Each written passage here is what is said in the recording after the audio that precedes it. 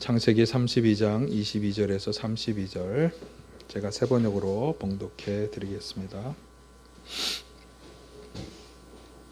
그 밤에 야곱은 일어나서 두 아내와 두 여종과 11 아들을 데리고 야복 나루를 건넜다. 야곱은 이렇게 식구들을 인도하여 개울을 건너보내고 자기에게 딸린 모든 소유도 건너보내고 난 다음에 뒤에 홀로 남았는데 어떤 이가 나타나 야곱을 붙잡고 동이 틀 때까지 씨름을 하였다. 그는 도저히 야곱을 이길 수 없다는 것을 알고서 야곱의 엉덩이 뼈를 쳤다. 야곱은 그와 씨름을 하다가 엉덩이 뼈를 다쳤다. 그가 날이 새려고 하니 놓아달라고 하였지만 야곱은 자기에게 축복해 주지 않으면 보내지 않겠다고 떼를 썼다.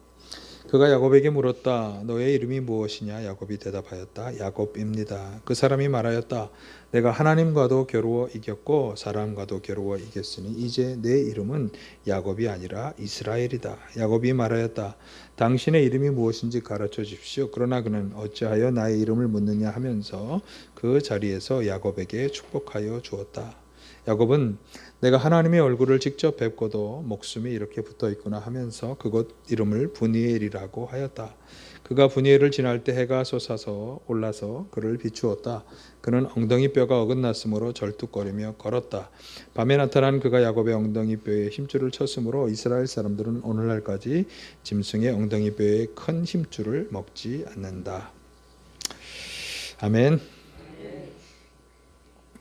자, 우리는 지난주에 야곱의 이야기 중에서 쌍둥이 형 에서를 피해 외삼촌 라반의 집으로 가던 도중에 꿈속에서 야곱이 하나님을 뵙고 축복의 약속을 받는 장면을 살펴보았죠.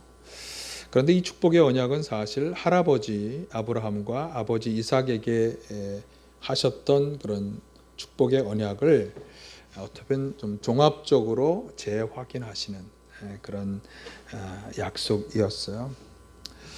사실 형과 아버지를 속이고 이 사기꾼 같은 일을 행했던 야곱이 형 에서를 제치고 이런 하나님의 언약의 축복의 계보를 이었다라고 하는 것은 이 하나님의 축복을 받는 자격 여부가 혈연이나 혹은 개인의 도덕적 성품이 아니라 하나님의 선택 안에 들어가느냐 아니냐 하는 것에 달려 있다고 하는 것을 아주 분명하게 말씀해 주는 거고요. 그렇기 때문에 오늘날 3000년이 지난 오늘 우리 그리스도인들도 이 하나님의 선택 안에 들어갈 수 있게 되었다라고 하는 사실을 잘 말씀해 줍니다. 그런데 이것은 전적으로 예수님의 십자가 은혜 때문이고 그리고 하나님에 대한 절대 믿음이 그 조건이 되는 것입니다. 예수님의 십자가 은혜 때문이라고 하는 건 우리가 예수님의 십자가 은혜로 하나님과 우리 사이에 갈라져 있었던 그런 갈라놓았던 죄의 문제를 예수님의 십자가가 해결했기 때문에 우리는 하나님에게 받아들여질 수 있게 되었고 아브라함이 가졌던 그 믿음과 동일한 믿음을 가진다면 우리도 바로 그 언약의 계승자, 축복의 상속자가 될 수 있다라고 하는 것입니다. 오늘 본문의 이야기는 바로 그 이후의 이야기입니다. 그러니까 지난주에 그 꿈속에서 하나님을 만났던 이야기는 외삼촌 라반의 집으로 가던 도중의 이야기라면 오늘은 그 외삼촌 라반의 집에서 돌아올 때의 이야기입니다. 그러니까 아주 잘 연결되는 그런 이야기이죠. 외삼촌 라반의 집에서 야곱은 이제 그 외삼촌 라반의 두 딸 라헬과 레아를 아내로 맞이하여서 또 그 종들도 우여곡절 때 어쨌든 그래서 굉장히 많은 12명의 자손을 이루었고 그리고 30장 43절에 보면 큰 부자가 되었습니다. 그래서 가축대, 남종, 여종, 낙타와 나귀 이런 것들로 많이 가지게 되었다고 보고하고 있습니다. 그런데 이렇게 야곱이 하나님의 축복 가운데 큰 부자가 되자 이제 라반의 아들들이 시기하게 되었고 그래서 갈등을 일으키게 되었죠.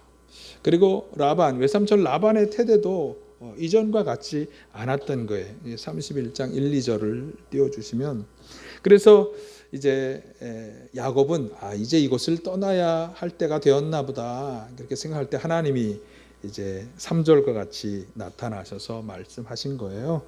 너의 조상의 땅 친족으로 돌아가라. 내가 너와 함께 하겠다. 그래서 부자가 되었고 하나님의 약속의 말씀을 받은 야곱은 이제 집으로, 고향 집으로 돌아가게 되었는데요.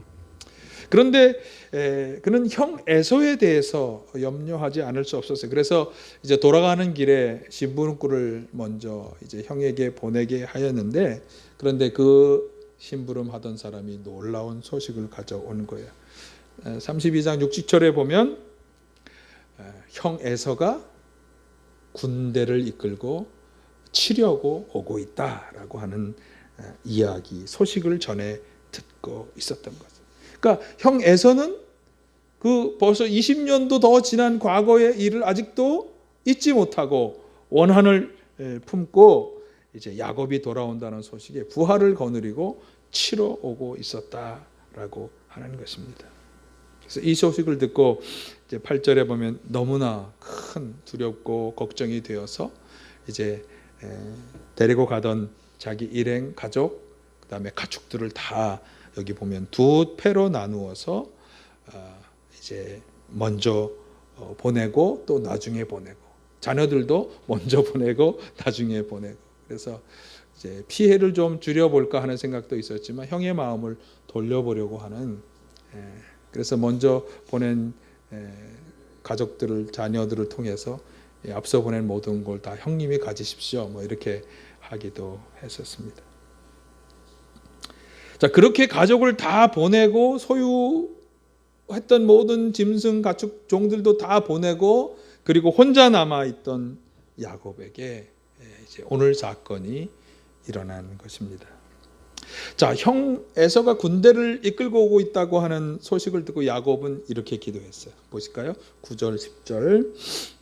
야곱은 기도를 드렸다. 하나님, 할아버지 아브라함을 보살펴 주신 하나님, 아버지 이삭을 보살펴 주신 하나님, 고향 친족에게로 돌아가면 은혜를 베푸시겠다고 저에게 약속하신 주님, 주님께서 주님의 종에게 베푸신 이 모든 은총과 온갖 진실을 이 종은 감히 받을 자격이 없습니다. 제가 이 요단강을 건널 때 가진 것이라고는 지팡이 하나뿐이 없습니다만 이제 저는 이처럼 두 무리나 이루었습니다. 사실 이 기도의 내용이 말씀해 줍니다만 야곱은 하나님의 그 언약의 축복을 계승받은 그런 언약의 계승자, 그래서 할아버지 아브라함과 아버지 이삭에게 주셨던 그 약속들을 다시금 하나님이 확인해 주셨잖아요. 자손을 하늘의 별과 같이 많아지게 하고 그가 보고 있는 사방 땅들을 다 가지게 할 것이며 계속해서 복의 근원이 되게 하겠다 이렇게 약속을 해 주셨지만 이제 그것이 형 에서를 피해 도망하는 과정 중에 이제 그가 하나님께 약속받은 말씀이었는데, 그저 이제 다시 고향으로 돌아가는 길에 그는 형 에서가 군대를 이끌고 치러 오는 위협을 맞이하게 된 것입니다. 자, 여기서 한 가지 우리가 꼭 생각해 보아야 할 의문점이 하나 있습니다. 그것은 하나님의 언약을 받은 당사자임에도 불구하고 야곱은 왜 또다시 이런 어려움과 두려움을 겪어야 하는가? 그러니까 함께 하시며 복을 주겠다고 약속하셨고 꿈속에서, 그리고 다시 지금 외삼촌의 집에서 고향으로 돌아가는 길에 야, 내가 너와 함께 할 거야 약속해 주셨는데, 그럼에도 불구하고 왜 다시금 이런 형으로부터 목숨의 위협, 생명의 위협을 받고 두려움에 떨어야 하는가? 그러니까 외삼촌의 집에서 그가 받았던 그 많은 부자가 되는 축복, 많은 자손과 또 뭐 종을 다 거느리는 이런 축복을 받은 것으로 하나님이 주시겠다고 하는 복은 다 끝난 것인가? 계속해서 자손에게 복 주고 복의 근원이 되게 하시겠다고 하셨던 그 모든 하나님의 약속들은 다 어떻게 되는 건가?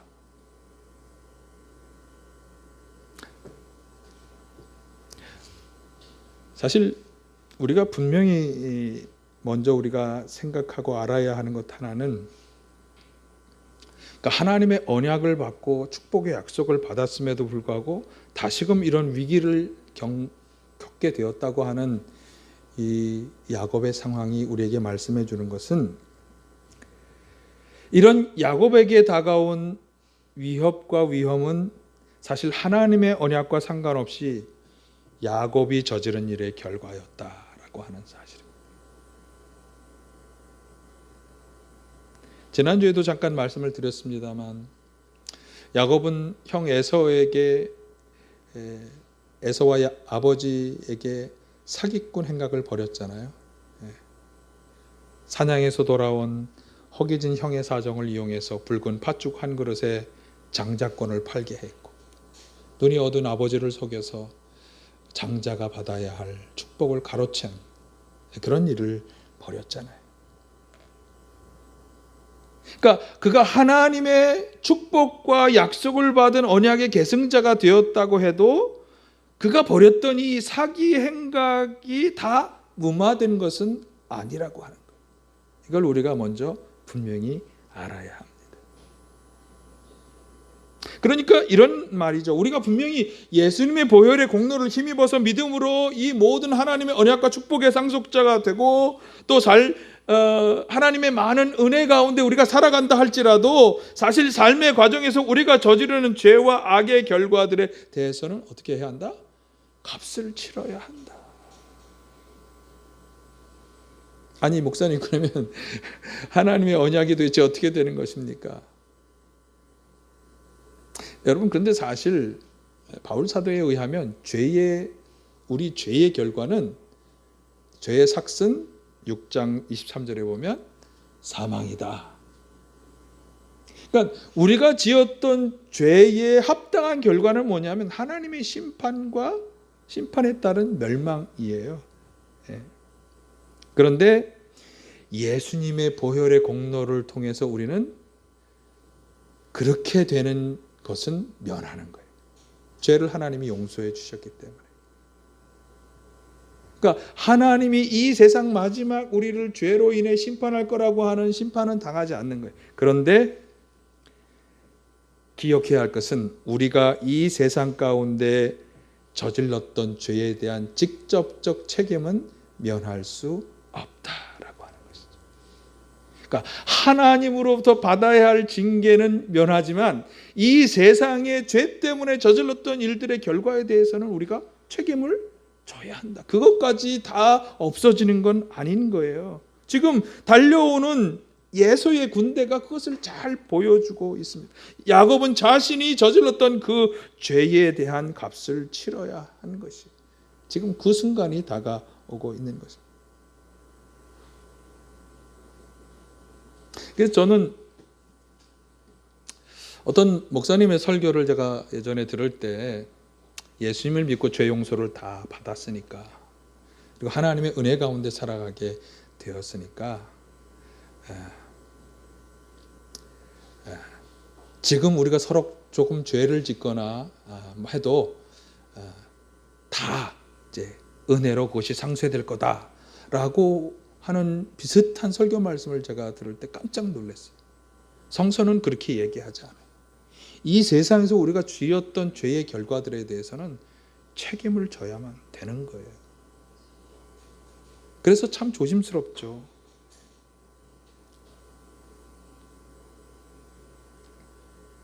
그렇다면 하나님이 약속하신 그 축복의 언약들, 이 세상에서 그 죄에 대한 대가를 치르다가 그 하나님이 약속하신 축복들이 다 날아가면 어떻게 하는가? 어떻게 될까요? 하나님이 약속하신 축복은 이루어질까요? 안 이루어질까요? 성경이 우리에게 분명히 말씀하는 것은 하나님은 신실하신 분이어서 자신이 하신 말씀은 반드시 지키신다. 예, 아멘 하시니까 제 얘기가 아니라 성경의 말씀이죠. 이사야 55장 10절 11절이 그 대표적인 말씀이잖아요. 하늘에서 비가 내리고 눈이 내려서 오는 이 물들이 땅을 적시고 싹을 돋아나게 하고 열매를 맺게 하고 씨 뿌리는 사람에게 씨앗을 주고 먹거리를 주고 그 근원으로 돌아간다. 예, 이사야 55장 10절 11절. 예. 두 번째로 넘기세요. 그런 것처럼 하나님의 입에서 나오는 말씀도 하나님이 뜻하신 바를 이루고 나서야, 하나님이 하라고 보낸 일을 성취하고 나서야 돌아간다. 하나님의 약속하신 것은 반드시 이루어지는 거예요. 그러면 어떻게 돼야 되는 거예요? 야곱의 경우처럼 저질렀던 일들로 인해서 인생에 다가온 고난과 위험을 어떻게 해야 되는 거예요? 하나님이 해결해 주시지 않으면 어떻게 해야 된다는 거예요? 예, 우리는 하나님을 믿고 신뢰하는 마음으로 직면해야 한다. 마주 대면해야 되는 거예요. 그러나 고난과 위기 때문에 내 신앙과 믿음이 약해질 필요는 없는 거예요. 하나님을 신뢰하는 믿음으로 인내하며 소망 가운데 담대히 고난과 위기를 직면해야 한다고 하는 거예요. 그러면 어떻게 하시나요? 하나님이 도와주실 것이다 라고 하는 기대를 가지고 직면하라. 왜 이런 어려움이 다가옵니까? 왜 이런 위기를 내가 맞이해야 합니까? 원망하고 불평할 것도 없이, 이걸 피하게 해달라고 할 것도 없이 직면할 때, 내가 그것을 책임지겠다는 자세로 나아갈 때 하나님이 도와주신다. 자, 야곱의 경우에서 하나님이 어떻게 도와주시는지를 우리가 분명히 볼 수 있겠습니다. 자, 야곱이 계속 기도하죠. 32장 11절.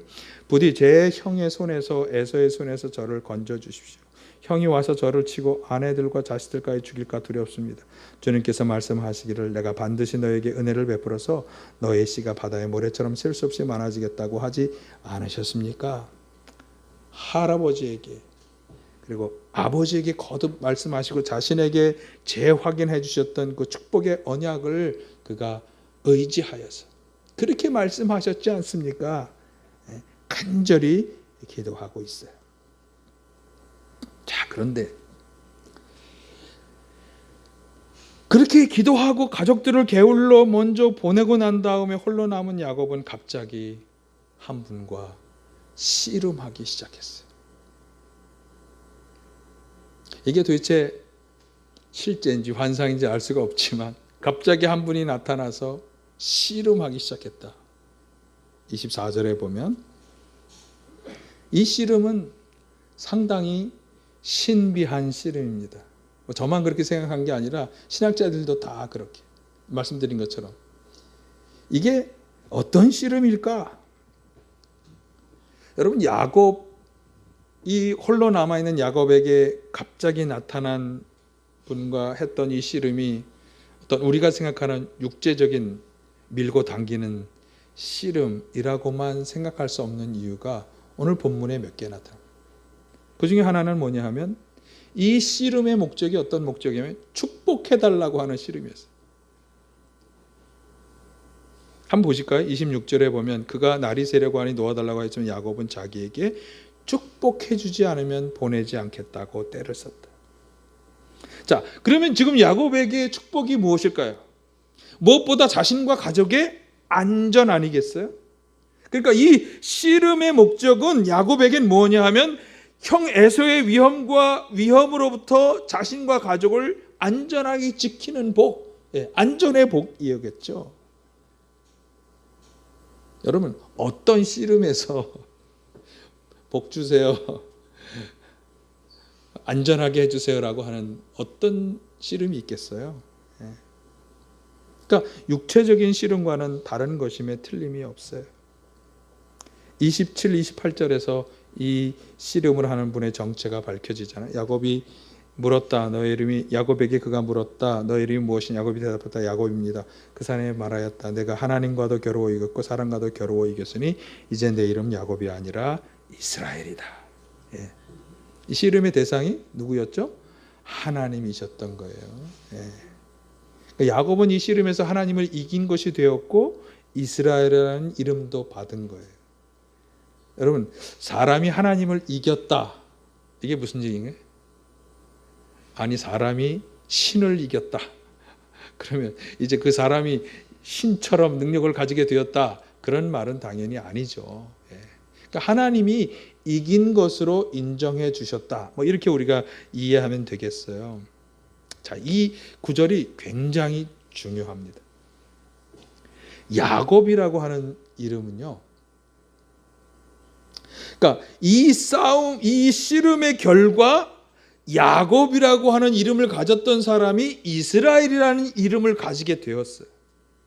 야곱이라는 이름은 발꿈치를 잡다, 속이다라고 하는 뜻을 여러분이 성경도 그 밑에 그 표시의 관주에 보면 그렇게 해석이 되어 있어요.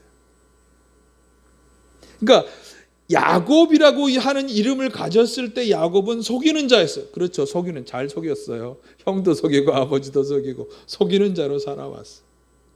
그런데 이 씨름이 끝난 후에 그는 하나님으로부터 이스라엘이라고 하는 이름을 받았어요.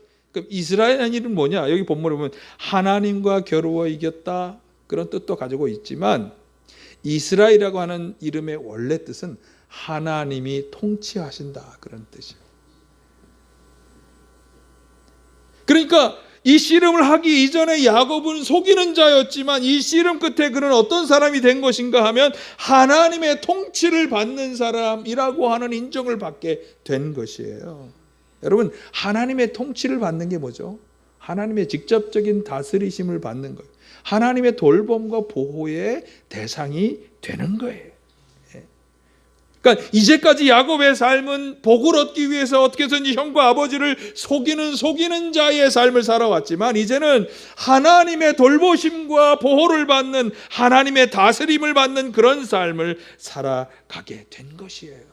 이것이 이 씨름의 전과 후에 달라진 놀라운 결과인 것이죠.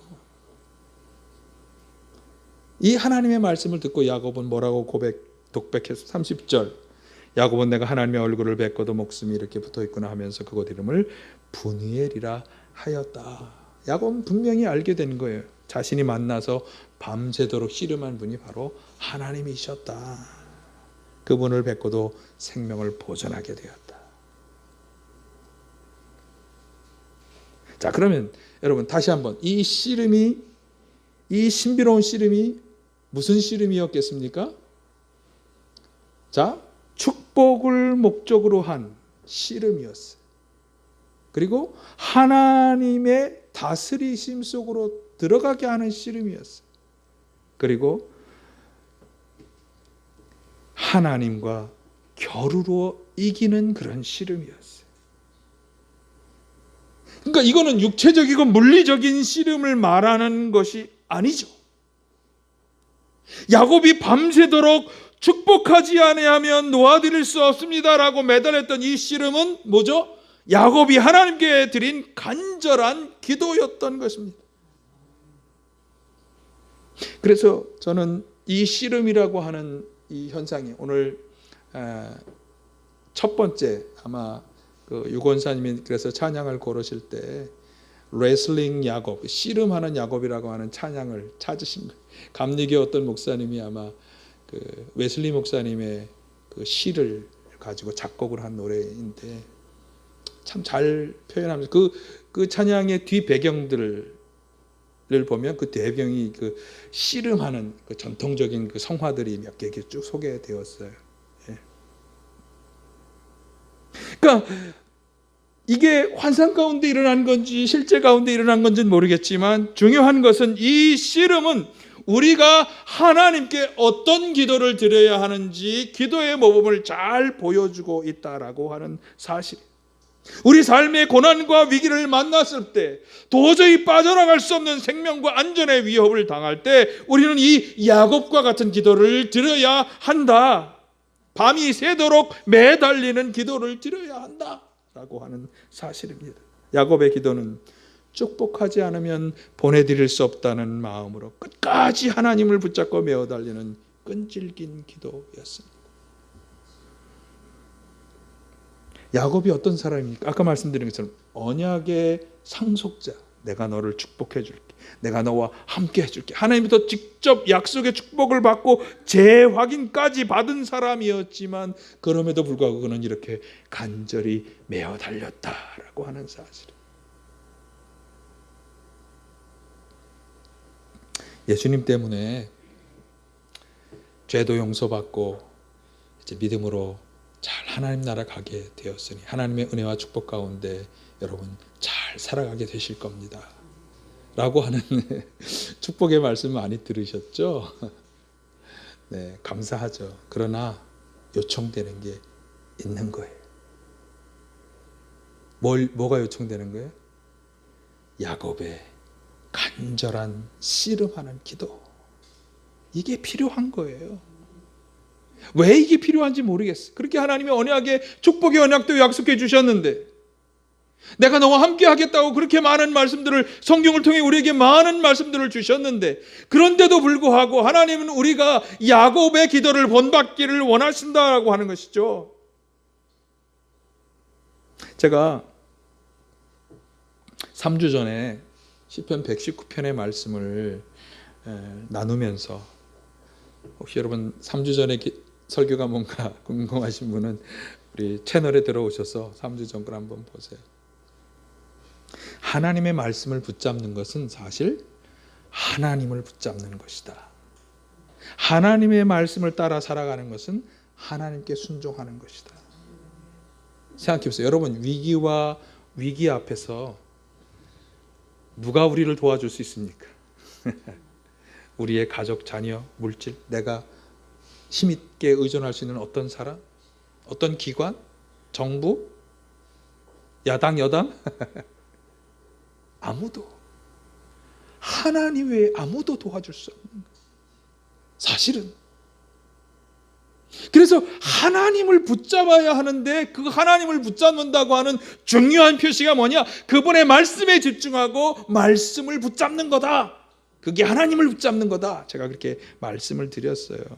그런데 오늘 본문의 이 야곱의 이야기에서 우리에게 말씀해 주는 또 다른 중요한 하나님을 붙잡는 방법이 뭐다?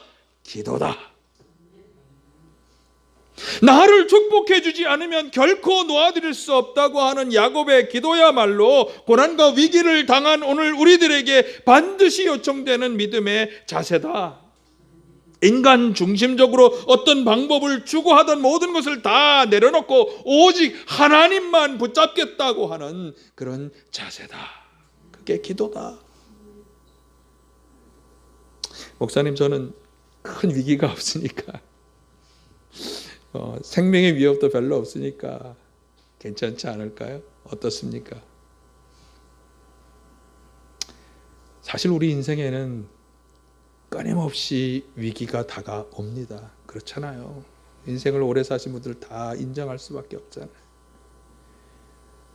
도저히 풀려지지 않고 해결되지 않는 인생의 수많은 문제들이 우리에게 다가옵니다. 야곱은 그 문제의 유일한 해결점이 하나님을 붙잡는 것이라고 하는 것을 깨달았기 때문에 자신이 의지하며 살았던 모든 것을 다 내려놓고 하나님께 매어 달린 것이. 혹시 하나님 이렇게 해주시면 좋겠습니다 정도가 아니라 어떤 믿음이냐? 하나님 한 분이면 충분합니다. 하나님께서만이 해주셔야 합니다.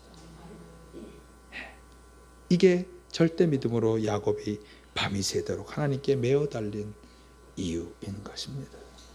여러분, 오늘 인생의 위기와 고난을 당해서 어떻게 하시고 있습니까? 혹시라도 하나님 말고 다른 무엇인가가 도와줄 수 있다? 그런 마음을 혹시 가지신 적이 있다면 빨리 그 모든 마음을 다 바꾸시기를 바랍니다. 오늘 소개해드린 야곱과 또 시편의 다윗 왕의 경우가 그것을 분명히 우리에게 말씀해 줍니다. 우리는 하나님의 말씀을 통해 그분의 지혜와 경고와 안내를 잘 받아야 하고요. 여기 야곱과 같이 축복해 주지 않으면 놓아드릴 수 없다고 하는 이 자세를 가져야 하는 거죠. 여러분, 하나님은 우리의 무엇을 보신다 그랬어요? 마음의 중심을 보신다 그랬어요. 우리는 결코 그 하나님의 눈에서 벗어날 수 없다는 게 한결같은 시편에서도 그렇고 많은 성서 기자들이 계속해서 말씀하는 거예요. 그러면 하나님 눈에서 벗어날 수 없고 그분은 우리의 마음의 중심을 다 보시는 하나님 앞에 우리는 말씀을 붙잡고 기도함으로 우리의 열망과 간절함을 그분께 보여드려야 되는 거예요. 그렇게 할 수 있기를 간절히 바랍니다. 네. 자, 이 이야기에서 우리가 놓치지 말아야 하는 것 하나는 이 씨름, 이것이 물리적인 씨름인지 이것이 간절한 기도인지 어떤 건지는 모르지만 제가 기도일 거다 이렇게 말씀을 드렸는데 이 씨름의 과정에서 야곱이 엉덩이 뼈를 다치는 일을 경험하고 계속 절뚝거리는 그런 흔적을 가지게 되었다. 그러니까 야곱의 엉덩이 뼈를 다쳤다고 하는 것은 그의 몸에 이 모든 사건의 흔적을 가지게 되었다라고 하는 이야기입니다. 왜 그렇게 했을까? 물리적인 싸움에서 어쩔 수 없이 남게 되는 흔적일까? 그러니 목사님, 기도가 아니라 이거는 그냥 물리적인 씨름이었습니다. 아니면 하나님이 일부러 그의 몸에 새겨주신 흔적일까? 저는 이 야곱의 몸에 남은 흔적은 두 가지를 보여준다고 생각해요. 하나는 그의 죄의 흔적이고 또 하나는 은혜의 흔적이에요. 그러니까 야곱은 죄로 인해서 자신에게 생겨진 문제로 인해 얼마나 하나님과 열심히 씨름했는지를 이 흔적을 통해서 그는 늘 되새기고 또 되새기고 기억하는 것. 그러니까 흔적이 필요한 이유가 뭔지 하면 흔적을 통해 깨달으며 경고를 받으며 권면을 받으며 살아가야 하기 때문에. 사실 우리는 죄악된 세상을 살아가면서 죄와 얼마나 많이 관련해 살아갑니까? 그렇기 때문에 이렇게 죄악된, 넘기세요. 죄악된 세상을 살아가지만 죄와 관련해서 살아서는 안 된다라고 하는 하나님의 경고. 그럼에도 불구하고 하나님께서 이 모든 은혜를 우리에게 간절히 구하는 우리에게 주실 것이다, 주시는 유일하신 분이다 라고 하는 것을 우리가 깨닫고 경고받고 권면받는 흔적. 말씀드린 것처럼 얼마나 많은 세상의 죄악들이, 우리 인생의 연약함들이 우리로 하여금 죄와 관련해서 살아가게 만듭니까? 그럴 때 우리는 흔적을 보며 되새겨야 하는 거죠. 어떻게? 죄를 짓는다면 죄의 결과를 감당할 각오를 해야 한다고 하는 것을 깨달아야 하고, 그런데도 불구하고 자비하신 하나님, 우리가 부르짖어 매달릴 때 자비롭게 응답해 주실 것이다. 하나님 어떻게 매달리는 자에게 응답해 주실까요? 오늘 본문 4절에 보니까 사실 에서는 야곱을 치러온 게 틀림이 없는 거예요. 내 축복을 뺏어가고 내 장자권을 다 뺏어간 놈 죽이러 오는 게 틀림이 없었을 거예요. 그런데 어떤 일이 벌어졌습니까? 34장 4절에 보면 달려와 야곱을 끌어안았어요. 그리고 함께 울었어요. 왜 울었을지는 모르겠어요. 이 구절 읽으면 저도 막 눈물이 나와. 자, 그 형 에서를, 자신을 끌어안고 맞이하는 에서의 모습을 보면서 야곱이 이렇게 고백했어요. 33장 10절. 형님께서 저를 이렇게 너그럽게 맞아주시니 형님의 얼굴을 뵙는 것이 하나님의 얼굴을 뵙는 듯합니다. 자, 어떤 일이 벌어진 거죠? 분명히 에서는 야곱을 치기 위해서, 죽이기 위해서 군대를 이끌고 온 거예요. 아니, 생각해보세요. 동생을 맞이하러 오는데 400명이나 되는 군대를 이끌고 올 이유가 뭐가 있어요? 그냥 몇십 명 정도만 데려와도 많이 데려오는 거 아니겠어요?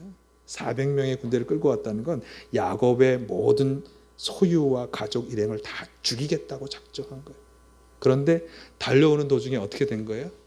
하나님이 그의 마음을 바꾸신 거예요. 악의를 선의로, 그의 죄악을 은혜로 바꾸시는 하나님의 역사가 나타난 거예요. 그렇기 때문에 지금 야곱은 에서의 얼굴에서 그러한 하나님의 은혜의 모습을 발견하고 있는 거예요. 여러분, 은혜 풍성하신 하나님, 우리의 고난과 삶의 위기 상황에서 이런 은혜의 얼굴을 보여주실 줄 믿습니다. 그래서 오늘 설교의 제목이 하나님을 대면하십시오. 이 얘기는 은혜의 얼굴을 보십시오 이런 얘기도 되지만 그분과 대면하여 씨름하십시오. 이 두 가지 얘기가 다 들어있는 것입니다. 야곱은 하나님의 다스림을 받는 자라고 하는 이름 이스라엘이 되었습니다. 그런데 그것은 그가 아브라함의 혈육의 후손이었기 때문이 아닙니다. 그가 약삭빠른 지혜로 장자권을 소중하게 생각하고 그것을 얻기 위해 수단과 방법을 가리지 않았기 때문도 아닙니다. 형의 마음을 돌리기 위해 수많은 재산들을 다 주었기 때문도 아닙니다. 그때까지 야곱은 그저 인간 중심적이고 자기 중심적인 지혜를 가진 약삭빠른 사람에 불과했고 그는 여전히 해결되지 못하는 두려움, 어려움 앞에서 두려움에 떨어야 했습니다. 그러던 그가 모든 것을 다 내려놓고 하나님만을 붙잡고 그분을 의지하며 매달리는 씨름을 하였을 때, 축복해 주시기 전까지는 절대로 놓아드릴 수 없다고 끝까지 때를 뜨며 하나님을 붙잡는 기도를 드렸을 때 그는 더 이상 속이는 자가 아니라 하나님이 다스리는 자라고 하는 새 이름을 가진 그런 사람이 되었습니다. 그리고 그때 모든 문제가 해결되었습니다. 그러니까 우리 조상이 어떤 신앙을 가지고 살아왔느냐, 부모님의 신앙보다 더 중요한 것은, 내가 가지고 있는 이 모든 것들보다 더 중요한 것은, 내가 가진 재산, 내가 가진 자녀, 내가 가진 만나는 모든 관계, 이런 것보다 더 중요한 것은 내가 하나님을 누구라고 생각하고 하나님을 어느 정도로 믿고 의지하며 간구하며 살아가느냐 하는 것입니다.